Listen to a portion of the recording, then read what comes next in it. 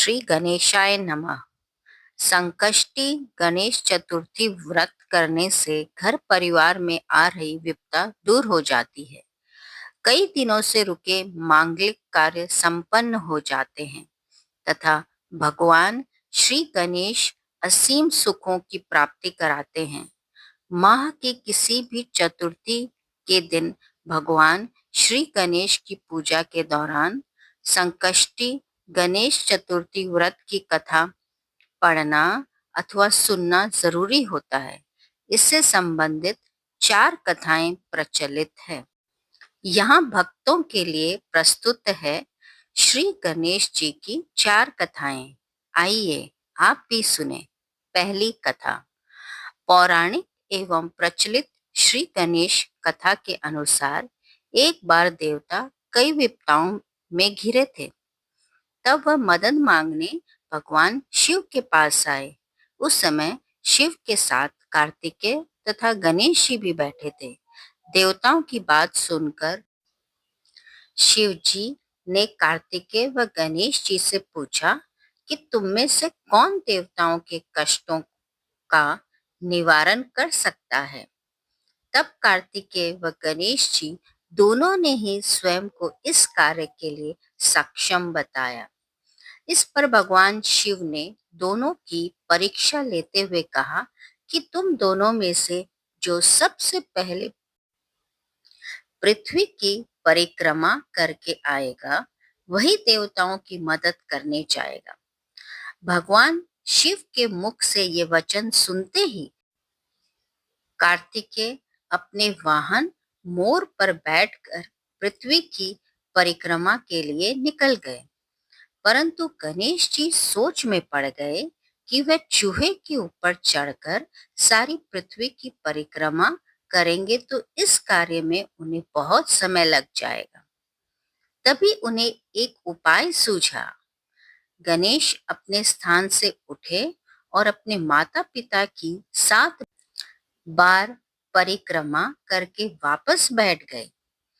परिक्रमा करके लौटने पर कार्तिकेय स्वयं को विजेता बताने लगे।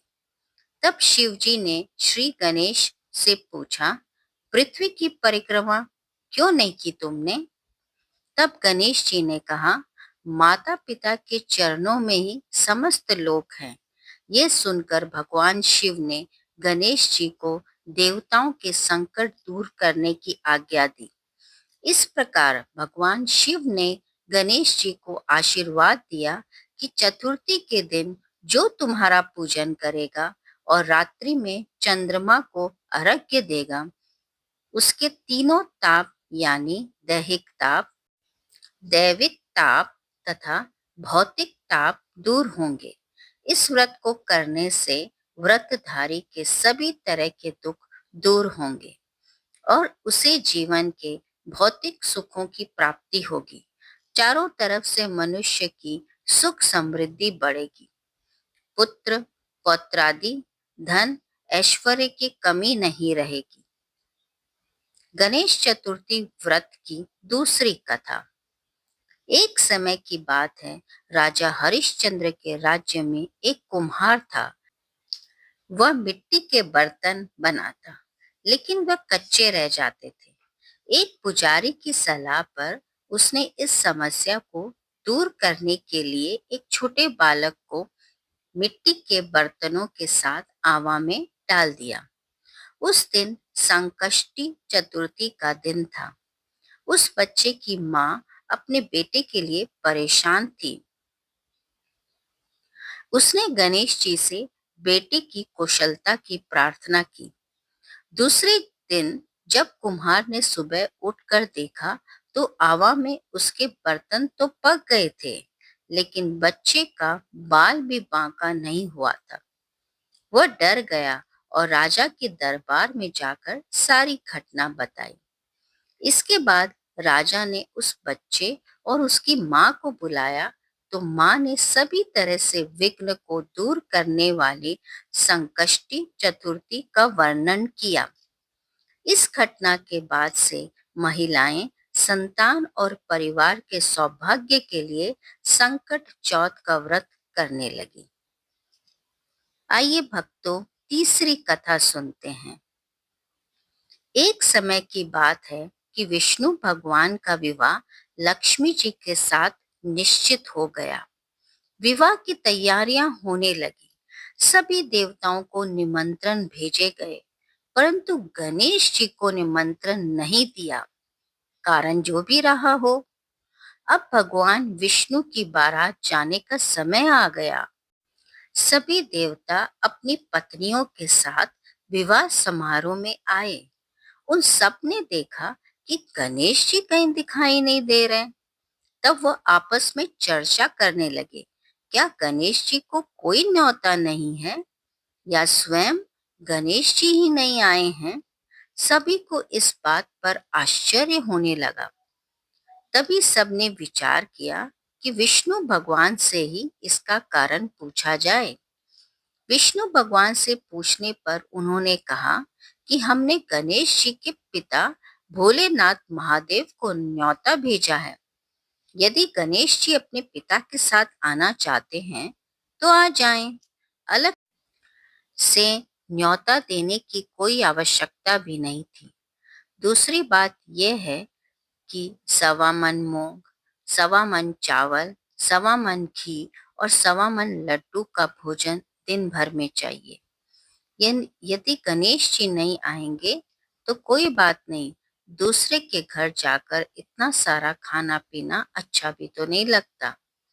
इतना वार्ता कर ही रहे थे कि किसी ने सुझाव दिया, यदि गणेश जी आ भी जाएं तो उनको द्वारपाल बनाकर बैठा देंगे कि आप घर का ध्यान रखो। आप तो चूहे पर बैठकर धीरे धीरे चलोगे तो बारात से बहुत पीछे रह जाओगे। ये सुझाव सबको पसंद आया तो विष्णु भगवान ने भी अपनी सहमति दे दी। होना क्या था, इतने में गणेश जी वहां आ पहुंचे और उन्हें समझा बुझाकर घर की रखवाली करने के लिए बैठा दिया। बारात चल दी। तब नारद जी ने देखा कि गणेश जी तो दरवाजे पर ही बैठे हुए हैं। तब वह गणेश जी के पास गए और रुकने का कारण पूछा। गणेश जी कहने लगे कि विष्णु भगवान ने मेरा बहुत अपमान किया है। नारद जी ने कहा कि आप अपनी मूषक सेना को आगे भेज दो, तो वह रास्ता खोद देंगी, जिससे उनके वाहन धरती में धंस जाएंगे, तो आपको सम्मान पूर्वक बुलाना पड़ेगा। अब तो गणेश जी अपनी मूषक सेना जल्दी से आगे भेज दी और सेना ने जमीन पोली कर दी।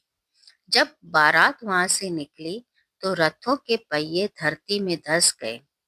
लाख कोशिश करे परंतु पहिए नहीं निकले। सभी ने अपने अपने उपाय किए, परंतु पहिए तो नहीं निकले बल्कि जगह जगह से टूट गए। किसी की समझ में नहीं आ रहा था कि क्या किया जाए। तब नारद जी ने कहा, आप लोगों ने गणेश जी का अपमान करके अच्छा नहीं किया है। यदि उन्हें मना कर लाया जाए तो आपका कार्य सिद्ध हो सकता है और ये संकट टल सकता है। शंकर भगवान ने अपने दूत नंदी को भेजा और वो गणेश जी को लेकर आए। गणेश जी का आदर सम्मान के साथ पूजन किया। तब कहीं रथ के पहिए निकले।